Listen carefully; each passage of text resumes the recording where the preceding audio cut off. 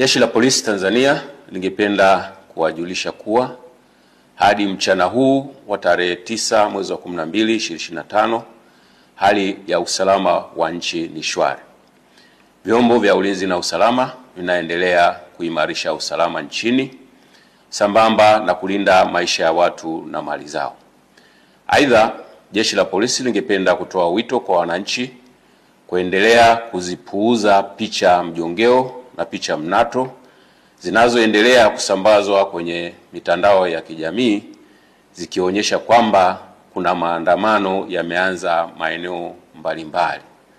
Taarifa hizo sio sahihi. Wanatumia picha mjongeo na picha mnato za matukio ya nyuma kama vile ya tarehe 29, tarehe 30 na tarehe 31 mwezi wa 10 2025.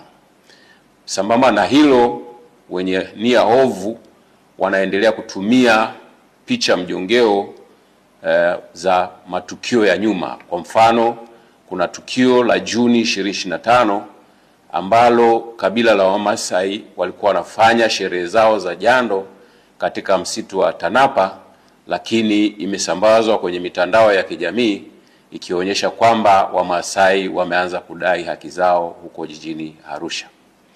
Tunaendelea kuwahimiza Watanzania kuendelea kuzipuuza picha za aina hiyo kwa sababu zina lengo la kuwahadaa kwamba kuna maandamano yanafanyika.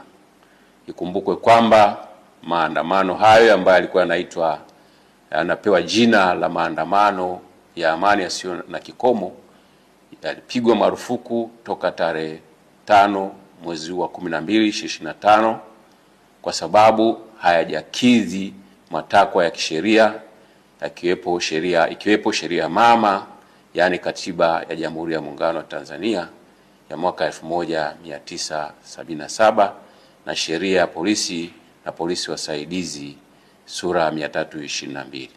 Aidha, tunatoa wito kwa wananchi waendelee kufuata sheria kwa ajili ya usalama wetu sote.